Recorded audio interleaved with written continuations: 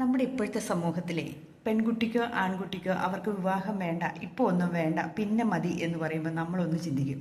ഇനി അവർ വല്ല പ്രേമത്തിലോ വല്ല പെട്ടുപോയി കിടക്കണതാണോ എന്നിങ്ങനെയൊക്കെ ചിന്തിക്കൂലേ. അവർക്ക് വേറെ വല്ലതും ഉണ്ടായിരിക്കാം, എന്തെങ്കിലും ബന്ധത്തിലൊക്കെ ചെന്ന് ചാടിക്കാണും എന്നിങ്ങനെ ചിന്തിക്കും. അതുകൊണ്ടായിരിക്കാം അവർ കല്യാണം വേണ്ട എന്ന് പറഞ്ഞിരിക്കണേ എന്ന് ചിന്തിക്കും.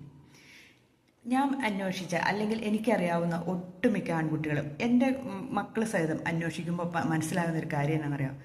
സമാധാനത്തോടെ കുറച്ചാളും കൂടെ ഒന്ന് ജീവിച്ചോട്ടെ എന്നിങ്ങനെ അവർ മറുപടി പറയുന്നത് കേൾക്കാം.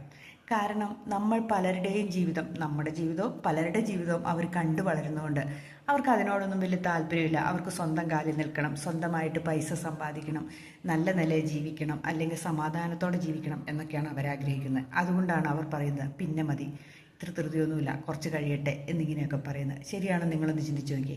നമ്മുടെ വീട്ടിലെ സാഹചര്യങ്ങളും മറ്റുള്ളവരുടെ സാഹചര്യങ്ങളും അവൾ കാണുമ്പോൾ അവരുടെ ഉള്ളിലുണ്ടാകുന്ന ഒരു ചിന്തയാണ് പിന്നീടാകാം, അല്ലെങ്കിൽ കുറച്ച് കഴിയട്ടെ, സ്വന്തം കാലിൽ നിന്നിട്ടാകാം, നല്ലൊരു ജോലി സമ്പാദിച്ചിട്ടാകാം എന്നൊക്കെ തീരുമാനിക്കുന്നത്. അതിന് നമ്മൾ അവരെ കുറ്റപ്പെടുത്തിയിട്ടും കാര്യമില്ല. അതിനെ കുറ്റം കേൾക്കേണ്ടത് നമ്മൾ തന്നെയാണ്.